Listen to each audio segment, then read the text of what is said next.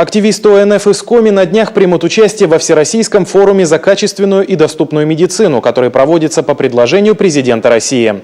Делегация из 5 человек отправляется в столицу с наболевшими во всех смыслах проблемами. К ставшим уже классическим темам нехватки медицинских кадров, транспортной доступности прибавились и такие острые темы, как безответственное отношение к собственному здоровью, содержание пациентов с редкими заболеваниями и даже вопросы национальной безопасности. Больше знает Александра Маркина. Модного слова «оптимизация» сегодня, кажется, стали побаиваться все сельские жители. Доказательство тому история с Земстанским круглосуточным стационаром. Здесь когда-то было 25 коек, затем количество мест сократили сразу в 5 раз. Позже учреждение и вовсе закрыли. Здесь ни одного специалиста нет, у нас один-единственный терапевт. Педиатра детского у нас нету.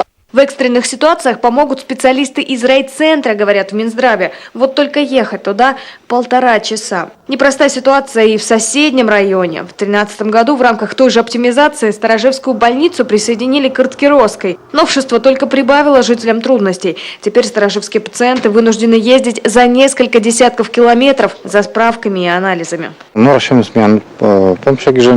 С жалобами в редакцию обращаются постоянно, в нашу рубрику «Народный контроль». Люди приезжают издалека, еще и ждут очень долго справки или приема, а ведь надо успеть на обратный автобус. Конечно, если приезжают с Кероса, заречных сел, они за один день ничего не успевают. Приходится приезжать несколько раз, а это большие транспортные расходы.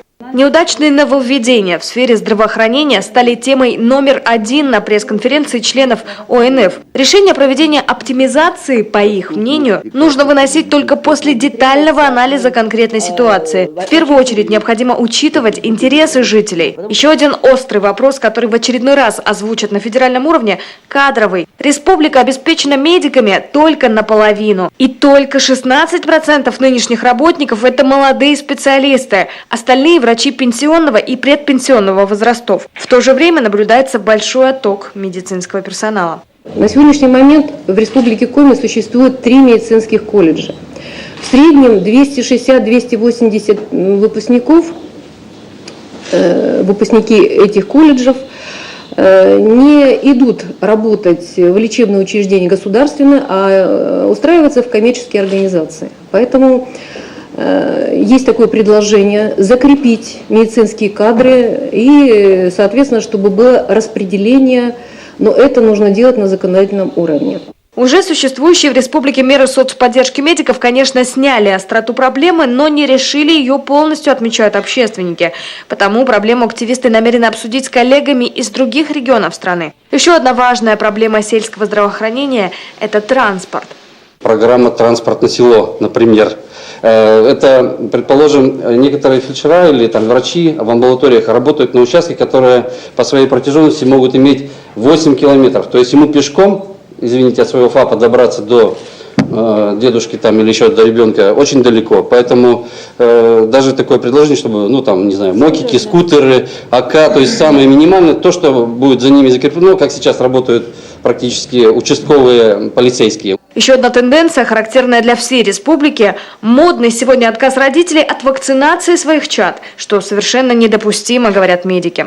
Очень многие люди по-прежнему отказываются от вакцинации, да, что совершенно недопустимо в нынешних условиях, когда развит туризм, когда миграция населения, в конце концов, наплыв мигрантов может быть извне, потому что достаточно нестабильная экономическая, то есть такая политическая, экономическая ситуация в мире. В общем, всякое может быть. И действительно люди, особенно в таких условиях, должны максимально заботиться о сохранении своего здоровья. Если они этого не делают сами, значит, какие-то государственные должны быть приняты меры для сохранения здоровья нации, вот буквально начиная с детского возраста. Руководитель благотворительного фонда «Силы добра» Татьяна Козлова обратила внимание на содержание пациентов с орфанными, то есть с редкими заболеваниями. По ее мнению, покупать для них препараты должен федеральный бюджет. Также общественница настаивает на создании межрегионального инфекционного центра. Особое внимание вопросу своевременной реабилитации пациентов. Своевременная реабилитация приводит к снижению недуга, порога недуга, приводит к тому, что инвалидности становится меньше, потенциал реабилитационный больше, а следовательно счастья и радости в глазах родителей, а следовательно меньше нагрузки на то, скажем, бюджет Российской Федерации и бюджет региона для того, чтобы выплачивать пособия. От этого выиграют все. 500 человек, в число которых войдут члены ОНФ, доверенные лица президента, эксперты в области здравоохранения. Форум соберет активнейших общественников и специалистов. Представители Коми твердо намерены добиться решения вопросов, обозначенных в области здравоохранения. Александра Маркина, Константин Стратиенко, телеканал Юркон.